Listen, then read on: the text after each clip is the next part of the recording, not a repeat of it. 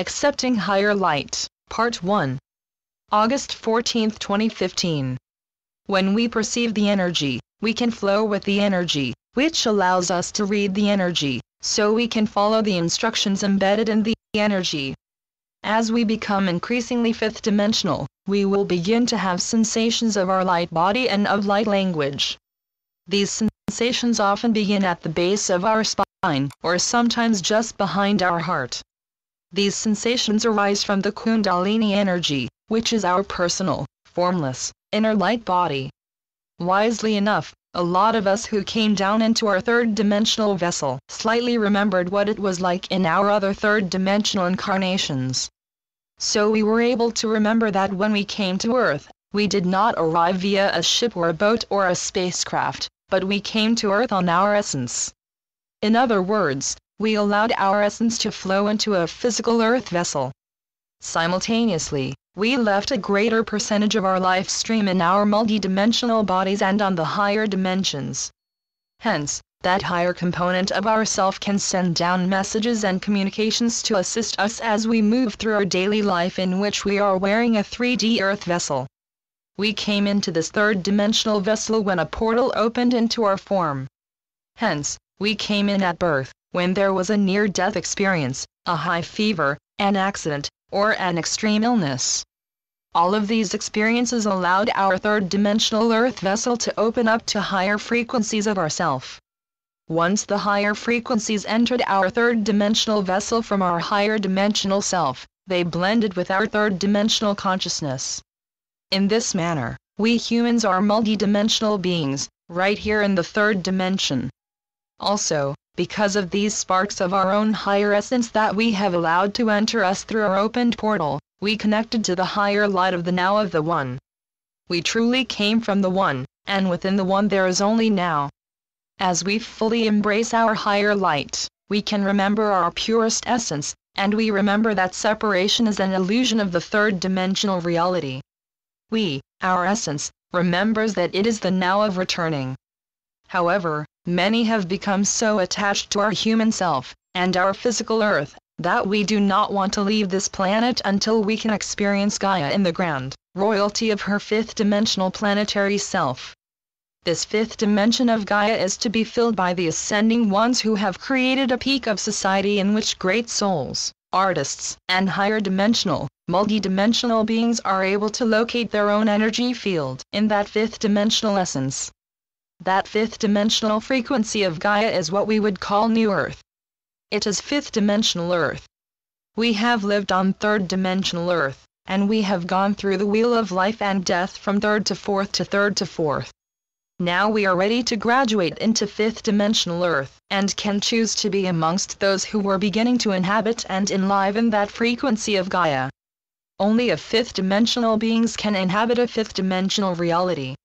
Thus, in order for us to inhabit fifth-dimensional Gaia, we must transmute into our own fifth-dimensional Earth vessel. Many of us have taken incarnations in other times on Gaia, or on other planets, which were similar to what is occurring on Earth now. Whenever a reality is on the upcycle into peak societies or a down cycle out of peak societies, there is an opportunity for immense soul growth. Once we return to our fifth, sixth, seventh and higher dimensional self, we forget about the time in between the up and the down because we are no longer resonating to the frequency that holds time. Therefore we can remember the now in which a new society is booming simultaneously or with the now in which a society is falling into its own decline. In this manner, we have an intimate experience of the cycle of birth and the cycle of death. We took these Earth vessels because from the perspective of the higher self, we cannot understand an immensely polarized society. Most of us come from galactic societies in which there has been no conflict since the end of the Great Galactic War.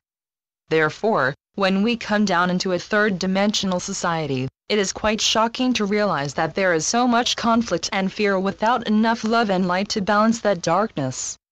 Another difficulty is that in some societies, such as the one that Gaia is moving out of, the beings are often so deeply involved in the act of being human that they don't realize that other species are sentient.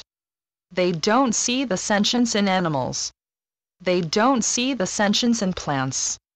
Most important, they don't see the sentience of their planet.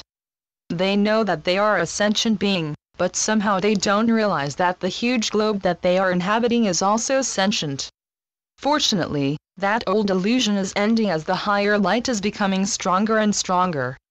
You may ask, how much higher light do we need, and what frequency must it be? Our answer is that the higher light is infinite. Also, the higher light has no limit and no time or space.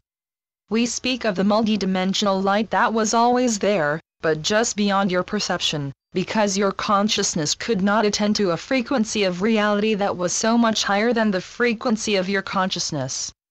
Before you began to accept the higher light, you only lived in the frequency of third-dimensional, physical illusions. We wish to remind you that every reality is, and always was, within the now of the One. And it is through the process of perceiving the higher energy fields of reality, merging with those energy fields, flowing with those energy fields, and listening to the messages in those energy fields, that you, the ascending ones of Gaia, are able to shift into the higher frequency of Earth that you are now inhabiting.